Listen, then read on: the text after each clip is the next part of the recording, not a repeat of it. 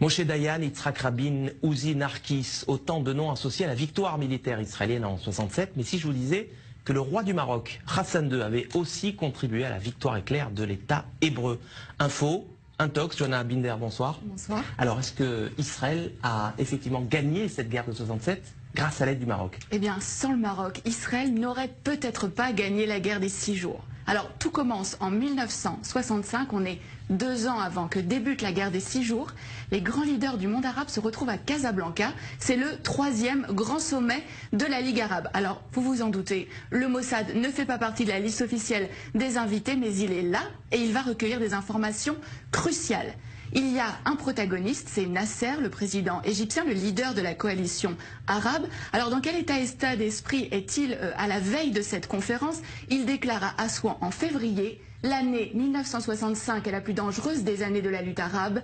Israël prétend que les Arabes s'apprêtent à perpétrer une agression. Cela signifie qu'Israël a l'intention de nous attaquer. Nous devons donc être prêts à riposter.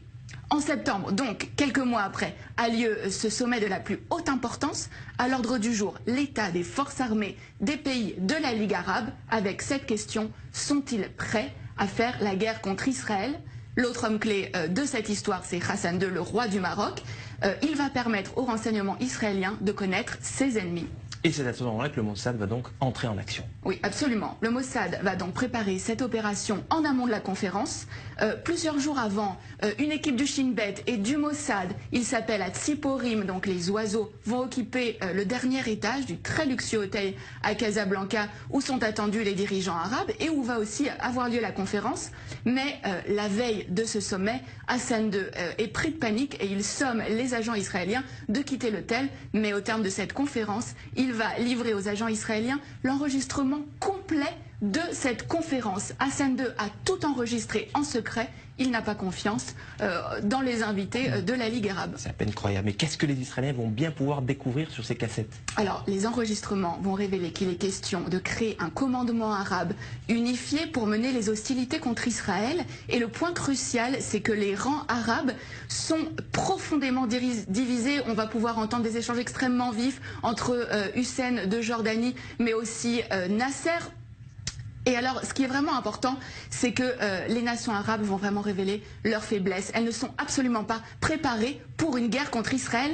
Et c'est vraiment sur la base de ces informations-là que Tsahal va lancer les premières opérations de la guerre des 6 jours en 67. Alors voilà un dirigeant arabe sunnite qui est censé être solidaire de ses homologues arabes. Pourquoi Hassan II a-t-il fait ce choix?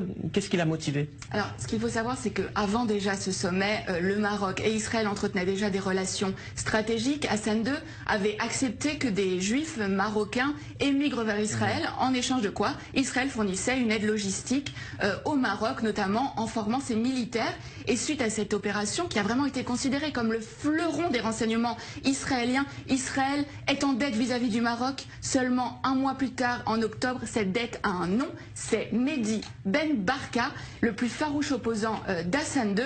Le Mossad participe à l'opération Baba Batra. L'objectif, c'est faire disparaître absolument Ben Barka, Baba Batra aux initiales donc de Ben Barka, mais c'est aussi le nom d'un traité du Talmud. Le Maroc a donc été un allié indispensable à Israël dans la guerre des 6 jours, même si, on le voit bien, aucun cadeau n'est gratuit. La petite histoire de la grande histoire. Merci Johanna Binder pour ces détails croustillants, dignes des plus grands films d'espionnage. Merci d'être passé nous voir sur le plateau du Mag Orient.